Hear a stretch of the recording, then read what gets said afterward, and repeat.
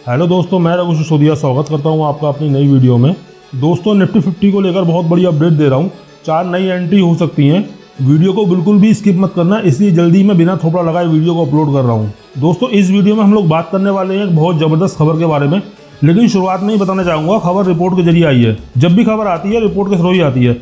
1-2 महीने में ऑफिशियल खबर भी आ जाएगी। यह भी हो सकता है कि ऑफिशियल खबर 10 से 15 दिन में भी आ जाए। बाजार में हम लोगों को खबर आ रही है, आप चाहो तो इन खबरों के चलते स्टॉक स्टडी भी कर सकते हो। तो दोस्तों, खबर रिलेटेड है निफ्टी 50 की रीबैलेंसिंग से। आप सभी लोगों को पता है निफ्टी 50 में यूजुअली साल में 2 बार बदलाव होता ही होता है। निफ्टी 50 में 50 शेयर्स हम लोगों को देखने को मिलते हैं। इस बार भी कोई इन होगा और कोई आउट होगा, और इसके पीछे का लॉजिक सिंपल है, कैश इनफ्लो और कैश आउटफ्लो। जो भी यहाँ पे इंडेक्स का पार्ट बनेगा वहाँ पे हम लोगों को इनफ्लो आते हुए देखने को मिल जाएगा, और जो आउटफ्लो होगा मतलब जो निकलेगा वहां से पैसा आप लोगों को निकलते हुए देखने को मिलेगा। निफ्टी 50 रीबैलेंसिंग में कौन से स्टॉक की पॉसिबिलिटी बताई जा रही है कि वह अंदर आ सकते हैं, उनमें से एक स्टॉक का नाम है भारत इलेक्ट्रॉनिक लिमिटेड, मतलब BEL। तो ये वो कंपनी है जिसका मार्केट कैप फिलहाल 2.25 लाख करोड़ के आसपास देखने को मिल रहा है। इसकी पॉसिबिलिटी बताई जा रही है कि ये मे भी निफ्टी 50 में एंटर कर सकता है। और दूसरा है ट्रेंड लिमिटेड। इसकी भी पॉसिबिलिटी काफी बढ़ चुकी है, क्योंकि 2.25 लाख करोड़ का मार्केट कैप इसका भी नजर आ रहा है। तो ये 2 स्टॉक की पॉसिबिलिटी सबसे ज्यादा है। पॉसिबिलिटी शब्द इसलिए बोल रहा हूँ क्योंकि यहाँ पे चीजें कभी भी बदल सकती हैं। आपको बताना चाहूंगा दोस्तों, 6 क्राइटेरिया होते हैं निफ्टी 50 में आने के लिए। उनमें से एक ये मार्केट कैप वाला भी क्राइटेरिया होता है कि कंपनी कितनी बड़ी है और छोटी है, एंड उसी के साथ साथ बाकी के क्राइटेरिया भी फुलफिल करने पड़ते हैं। ये एक ही क्राइटेरिया नहीं। तो ये पॉइंट भी आपको पता होना चाहिए कि मार्केट कैप में डेली चेंज होता है। जैसे आपका शेयर प्राइस ऊपर तो मार्केट कैप भी ऊपर, और आपका शेयर प्राइस नीचे तो मार्केट कैप भी नीचे। तो ये पॉइंट भी आपको पता होना चाहिए। सो निफ्टी 50 रीबैलेंसिंग में ट्रेंड लिमिटेड और BL लिमिटेड, इन दोनों कंपनियों की एंट्री के चांस सबसे ज्यादा हैं। दोस्तों, जब कोई एंट्री करेगा तो वो एग्जिट भी करेगा। तो वो 2 कौन से स्टॉक हैं जो बाहर हो सकते हैं? तो उनमें से एक स्टॉक है डेविस लैबोरेटरीज। फार्मा सेक्टर से जुड़ी अच्छी कंपनी है, कोई खराब बिजनेस नहीं है, बट फिलहाल जो 6 क्राइटेरिया हैं उनमें से जो सबसे कमजोर होगा उसके बेस पर ये बाहर निकलेगा। सो डेविस लैब का नाम फिलहाल यहाँ पे देखने को मिल रहा है कि शायद इस वक्त तो निफ्टी 50 से बाहर हो सकता है। इसका मार्केट कैप फिलहाल 2.25 लाख करोड़ के आसपास देखने को मिल रहा है। देन बात करें IT इन्फोटेक में एंट्री की, जो जस्ट अभी निफ्टी 50 का पार्ट बना था। तो जितनी जल्दी से एंट्री किया था उतनी ही जल्दी निफ्टी 50 से बाहर हो सकता है। तो इसका भी मार्केट कैप फिलहाल 1.5 लाख करोड़ के आसपास देखने को मिल रहा है। तो फिलहाल ये 2 स्टॉक्स के नाम देखने को मिल रहे हैं जो एग्जिट कर सकते हैं। इसलिए आप देख सकते हैं ट्रेंड लिमिटेड एंड BL की बात करें तो फिलहाल बताया जा रहा है कि नेक्स्ट शफलिंग देखने को मिल जाएगी निफ्टी में सितंबर के हिसाब से। और ये रिपोर्ट दोस्तों नोवामा की है। निफ्टी 50 रीबैलेंसिंग से रिलेटेड रिपोर्ट्स में नोवामा का जो ट्रैक रिकॉर्ड है बहुत इंप्रेसिव रहा है।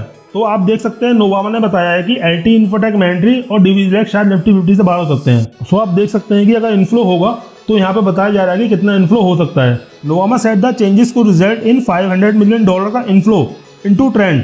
$500 मिलियन का इन्फ्लो ट्रेंड में हो सकता है, और BEL में $440 मिलियन का इन्फ्लो एक्सपेक्ट कर रहे हैं। और एग्जिट कर रहा है यहाँ पर IT इन्फोटेक में एंट्री, जिसका $210 मिलियन का आउटफ्लो है, एंड डिविज लैब की बात करें तो $260 मिलियन का है।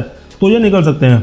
दोस्तों, अमाउंट ऊपर नीचे हो सकता है, बट जैसा कहा है कि अभी शेयर का नाम फिक्स नहीं है, बट करंट स्टेटस के हिसाब से नोवामा की रिपोर्ट बताती है कि इन दोनों की यहाँ पे एंट्री पॉसिबिलिटी ज्यादा देखने को मिल रही है, और IT इन्फोटेक में एंट्री और डिविज लैब में भी यहाँ पे एग्जिट ले सकते हैं। बट रुको एक चीज और देखो, आपको यहाँ पे भी पता है कि निफ्टी 50 की रीबैलेंसिंग की बात हो रही है, और यहाँ पर 2 स्टॉक्स की और उम्मीद है, और वो भी 5 क्राइटेरिया फुलफिल कर रहे हैं। इसलिए यहाँ पर बड़ा वाला बट लगा हुआ दिख रहा है। उस बट के हिसाब से अगर बात करें, अगर वैसा हुआ तो जोमेटो और जियो फाइनेंशियल सर्विसेज निफ्टी 50 में उन दोनों से पहले ऐड हो सकते हैं, क्योंकि इसमें सेबी के भी कुछ नियम होते हैं। इसलिए जोमेटो और जियो फाइनेंशियल सर्विसेज की भी पॉसिबिलिटी है निफ्टी 50 में एंट्री करने की। ट्रेंड और BL के चांसेस तो है निफ्टी में एंट्री करने के, बट जोमेटो और जियो इन दोनों से पहले ऐड हो सकते हैं। आप सोच रहे होंगे कि एग्जैक्टली मैं बोलना क्या चाह रहा हूँ। तो देखो दोस्तों, 6 क्राइटेरिया होते हैं निफ्टी 50 में एंट्री करने के, और ट्रेंड और BL 6 क्राइटेरिया फुलफिल कर रहे हैं, और जोमेटो और जियो अभी तक 6 में से 5 क्राइटेरिया फुलफिल कर पा रहे हैं। 6वां जो क्राइटेरिया है ये वो फुलफिल नहीं कर पा रहे हैं, और वो 6 क्राइटेरिया जो है फ्यूचर एंड ऑप्शन से रिलेटेड है। मतलब डेरिवेटिव मार्केट में आप देख सकते हो जोमेटो और जियो की एंट्री नहीं हुई है, और वो 6 क्राइटेरिया के हिसाब से एक नियम ये भी है कि डेरिवेटिव मार्केट में प्रेजेंस होनी चाहिए। पर अगर सेबी FNF के नियम अगर बदल देता है तो जोमेटो और जियो के चांसेस बहुत ज़्यादा बढ़ जाएंगे, और इस बात का सबूत मैं इस वीडियो में अभी आपको आगे दिखाऊंगा। डीमार्ट भी तो सही एंट्री नहीं ले पा रहा है, क्योंकि वो भी FNF में नहीं है। जिस दिन डीमार्ट FNF में आ गया उस दिन उसके भी चांसेस बहुत ज़्यादा बढ़ जाएंगे। एंड इसलिए दोस्तों, ये आर्टिकल अभी पढ़ोगे तो इफ सेबी, देखो यहाँ पर इफ डाला हुआ है कि अगर सेबी अप्रूव कर देता है तो फ्यूचर एंड ऑप्शन में हम लोगों को बदलाव होते हुए दिख सकता है। इसलिए अगर सेबी अप्रूव कर देता है तो जोमेटो और जियो के चांसेस बहुत ज़्यादा बढ़ जाएंगे। बट दोस्तों, प्रॉब्लम है कि टाइमलाइन मतलब NSE यहाँ पे अनाउंस करेगा निफ्टी 50 की रीबैलेंसिंग से रिलेटेड। तो सेबी को FNF के चेंजेस NSE के अनाउंसमेंट से पहले करने होंगे, बाद में करने का कोई फायदा नहीं है। तो मतलब अगर आपको मैं यहाँ पे भी टाइमलाइन दिखाऊं तो ये है टाइमलाइन, ठीक है। यहाँ पे एनएसई फैसला लेगा कि भाई हम लोग निफ्टी 50 की रीबैलेंसिंग की अनाउंसमेंट करेंगे, और इससे पहले अगर सेबी डिसीजन लेता है एफएनओ में चेंजेस के, और अगर वहाँ पे जोमेटो और जियो का एफएनएफ में ऐड किया जाता है, तो एनएसई फैसला सुनाते वक्त जोमेटो और जियो को लिस्ट में शामिल कर सकता है। उसके बाद अगर होता है नहीं होता है तो बात की बात है, पर यहाँ पे पूरा गेम इफ एंड बट का बना हुआ है। मेरे हिसाब से 4 में से 2 जरूर ऐड होंगे। इसके अलावा बहुत से लोगों का ये भी कहना है ट्रेंड के तो चांसेस हैं, पर जोमेटो और जियो 3 इंक्लूजन देखना पॉसिबल हो सकता है। अगर ऐसा होता है तो एलटी और डेविस तो बाहर जाएगा ही जाएगा, साथ में बीपीसीएल भी बाहर जा सकता है। ये सारा खेल इफ बट का बना हुआ है। तो सारी चीजें मैंने आपके सामने रख दी, और जैसा कि मैंने कहा ये सब सेबी के हाथ में है। अब देखना है कि सेबी चेंजेस करेगा या नहीं करेगा, और करेगा तो कब करेगा। अगर एनएसई के अनाउंसमेंट से पहले करेगा तो कहानी में बहुत बड़ा वाला ट्विस्ट है, और अगर बाद में करेगा तो नेक्स्ट रीबैलेंसिंग के लिए रुकना पड़ेगा। इसलिए जोमेटो और जियो के शेयर होल्डर सेबी की तरफ उम्मीद लगाकर बैठे हुए हैं कि एंट्री मिलेगी या नहीं, पर इन दोनों का चांसेस भी काफी हद तक है। तो दोस्तों जितने भी अभी तक पॉइंट है वो सब मैंने आपके सामने रख दिए। देख लेते हैं आगे क्या होता है। वीडियो पसंद आई है तो लाइक और सब्सक्राइब कर देना, मेरे को बहुत जरूरत है इस टाइम।